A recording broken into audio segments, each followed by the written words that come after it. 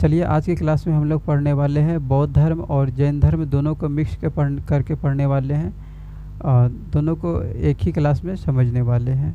तो चलिए शुरू करते हैं। बताना है कि बौद्ध धर्म के संस्थापक कौन थे। बौद्ध धर्म के संस्थापक कौन थे? तो बौद्ध धर्म के संस्थापक थे महात्मा गौतम बुद्ध। बौद्ध धर्म के संस्थापक कौन थे? महात्मा गौतम बुद्ध थे। लेकिन जैन धर्म के संस्थापक में पूछा जाएगा तो जैन धर्म का संस्थापक कौन हो जाएगा? तो हम लोगों को लगता है कि महावीर स्वामी हो जाएगा, क्योंकि महावीर स्वामी जैन धर्म में अधिक प्रचलित हो गए हैं। तो हम लोगों को लगता है कि जैन धर्म के संस्थापक महावीर स्वामी होंगे, लेकिन महावीर स्वामी नहीं है।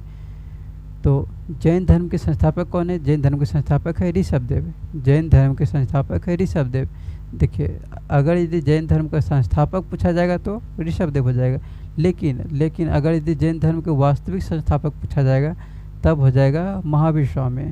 देखिए, बौद्ध धर्म के संस्थापक कौन है? महात्मा गौतम बुद्ध है। और जैन धर्म के संस्थापक कौन है? ऋषभदेव है, जो कि जैन धर्म के प्रथम तीर्थंकर थे। और लेकिन अगर यदि जैन धर्म का वास्तविक संस्थापक पूछा जाएगा तब कौन हो जाएगा? तब हो जाएगा महावीर स्वामी। तब हो जाएगा महावीर स्वामी, जो कि जैन धर्म के 24वें तीर्थंकर थे। 24वें तीर्थंकर थे। और जैन धर्म के 23वें तीर्थंकर कौन थे? जैन धर्म के 23वें तीर्थंकर थे पार्श्वनाथ थे। पार्श्वनाथ। आगे बताना है कि महात्मा गौतम बुद्ध का जन्म कब हुआ था? 563 BC में हुआ था। महात्मा गौतम बुद्ध का जन्म 563 BC में हुआ था। कहाँ पर हुआ था? तो कपिलवस्तु में हुआ था। कपिलवस्तु लुम्बिनी में। कपिलवस्तु लुम्बिनी में इसका जन्म हुआ था।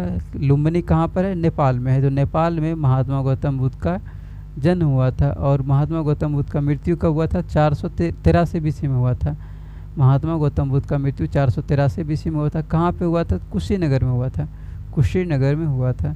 आगे बताना है कि जैन धर्म का महावीर स्वामी का जन्म कब हुआ था? तो महावीर स्वामी का जन्म हुआ था 540 BC में। महावीर स्वामी का जन्म हुआ था 540 BC में। कहाँ पर हुआ था? कुंडल ग्राम में हुआ था। कुंडल ग्राम में। आगे बताना है कुंडल ग्राम कहाँ पे? वैशाली में है। आगे बताना कि महावीर स्वामी का मृत्यु कब हुआ था? तो महावीर स्वामी का मृत्यु हुआ था 468 BC में। 468 BC में हुआ था। कहाँ पर हुआ था? पावापुरी में हुआ था। पावापुरी कहाँ है? नालंदा में स्थित है। आगे बताना है कि महात्मा गौतम बुद्ध के बचपन का नाम क्या था?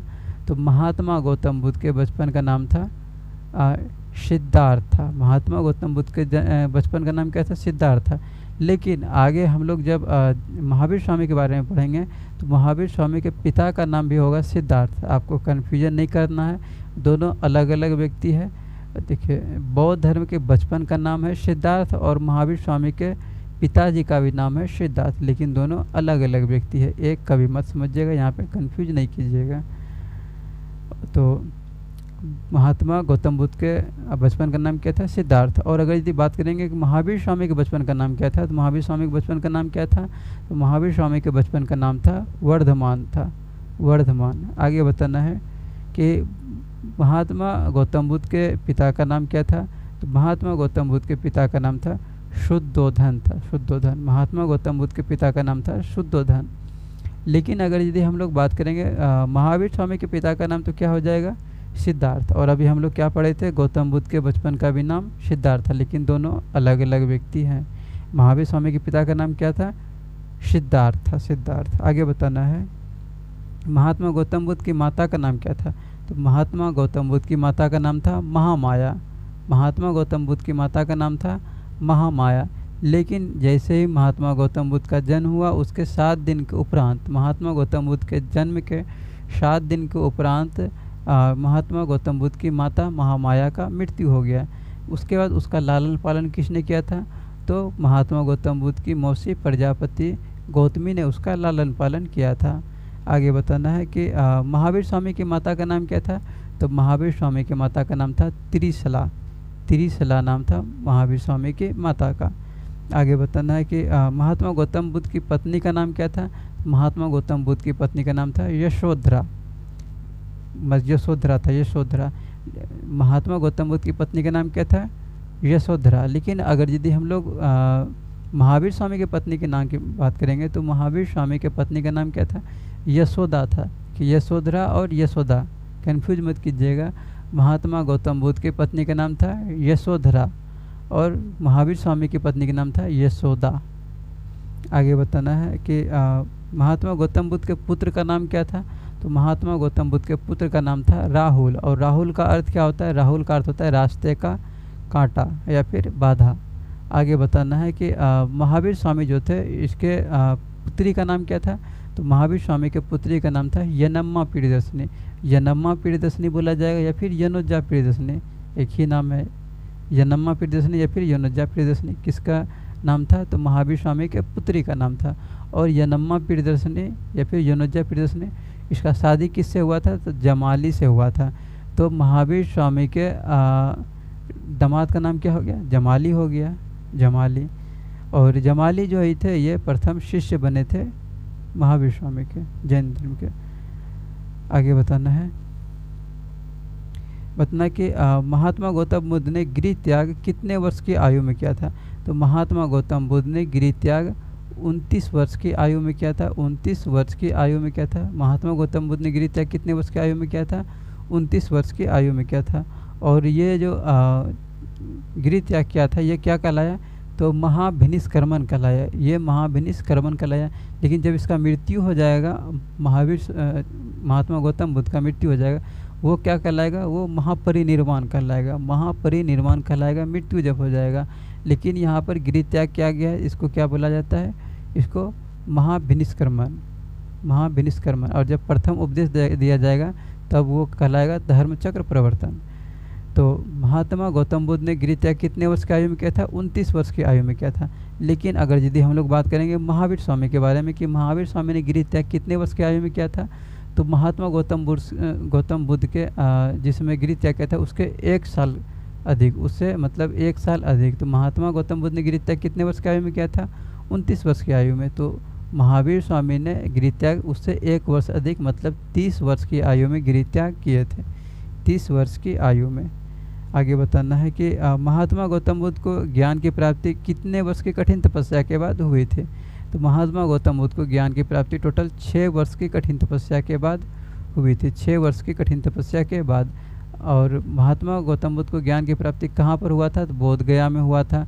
बोध गया में बोधि वृक्ष के नीचे, जो कि एक पीपल का वृक्ष था, पीपल का वृक्ष था, जिसके नीचे महात्मा गौतम बुद्ध को ज्ञान की प्राप्ति हुई थी। और यह ज्ञान की प्राप्ति क्या कहलाया था? संबोधि कहलाया था, संबोधि कहलाया था।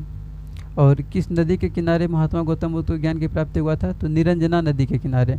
और निरंजना का दूसरा नाम है फल्गु। निरंजना को बोला जाता है फल्गु नदी। तो निरंजना या फिर फल्गु नदी के किनारे महात्मा गौतम बुद्ध को ज्ञान की प्राप्ति हुई थी। और कितने वर्ष की कठिन तपस्या के बाद हुई थी? 6 वर्ष की कठिन तपस्या के बाद। लेकिन अगर यदि हम लोग जैन धर्म में महावीर स्वामी की बात करेंगे कि महावीर स्वामी को ज्ञान की प्राप्ति कितने वर्ष की कठिन तपस्या के बाद हुई थी, तो महात्मा गौतम बुद्ध जितने वर्ष कठिन तपस्या किए थे उससे दोगुना। महात्मा गौतम बुद्ध को ज्ञान की प्राप्ति कितने वर्ष की कठिन तपस्या के बाद हुई थी? तो 6 वर्ष की कठिन तपस्या के बाद हुई थी। लेकिन महावीर स्वामी को ज्ञान की प्राप्ति कितने वर्ष की कठिन तपस्या के बाद हुई? तो महात्मा गौतम बुद्ध के दुगना, 6 वर्ष, 6 दूनी 12, यानी 12 वर्ष की कठिन तपस्या के बाद महावीर स्वामी को ज्ञान की प्राप्ति हुई थी। महावीर स्वामी को ज्ञान की प्राप्ति 12 वर्ष की कठिन तपस्या के बाद हुई थी। और किस नदी के पूछा जाएगा? तो ऋजुपालिका नदी के किनारे महावीर स्वामी को ज्ञान की प्राप्ति हुई थी।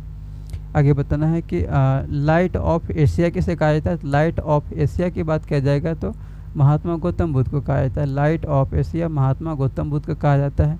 लेकिन लाइट ऑफ वर्ल्ड किसे कहा जाता है? लाइट ऑफ वर्ल्ड कहा जाता है महावीर स्वामी को।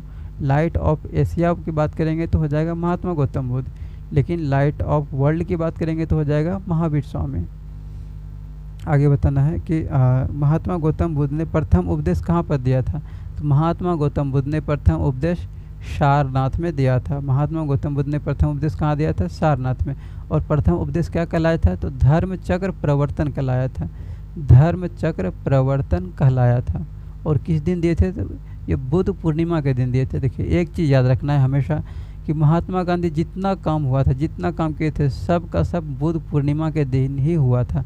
महात्मा गौतम बुद्ध का जन्म भी हुआ था बुद्ध पूर्णिमा के दिन, मृत्यु भी हुआ बुद्ध पूर्णिमा के दिन, गृह त्याग भी किए थे बुद्ध पूर्णिमा के दिन, प्रथम उपदेश भी दिए थे बुद्ध पूर्णिमा के दिन ही। आगे बताना है कि महावीर स्वामी ने प्रथम उपदेश कहाँ पर दिया था? तो राजगिरी में दिया था। महावीर स्वामी ने प्रथम उपदेश राजगिरी में दिया था। आगे बताना है कि टोटल बौद्ध संगीति कितना हुआ है, बौद्ध संगीति टोटल 4 गो हुआ है, लेकिन जैन संगीति टोटल 2 गो ही हुआ है। आगे बताना है कि महात्मा गौतम बुद्ध किस कुल का था, तो शाक्य कुल का था, शाक्य कुल का, क्योंकि क्षत्रिय था। और महावीर स्वामी किस कुल का था, तो ये जात्रिक कुल का था, ज्ञात्रिक कुल का था।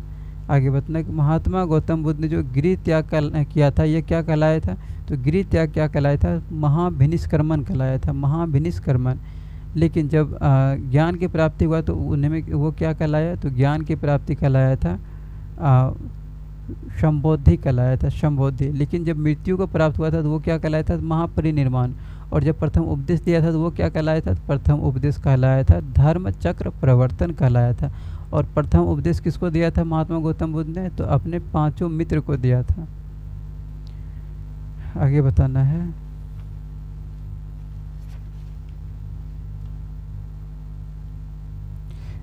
कि बौद्ध धर्म कितने भागों में बटा हुआ है, बौद्ध धर्म टोटल 2 भागों में बटा हुआ है। कौन कौन सा, एक है हीनयान, दूसरा है महायान। बौद्ध धर्म टोटल 2 भागों में बटा हुआ है, हीनयान और महायान।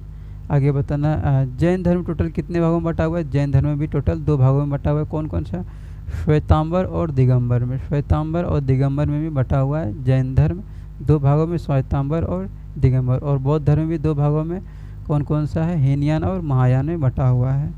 आगे बताना है कि बौद्ध धर्म के प्रथम शिष्या कौन थे, तो बौद्ध धर्म के प्रथम शिष्या थे, इसकी मौत गौतम बुद्ध की मौसी थी प्रजापति गौतमी हुआ करते थे।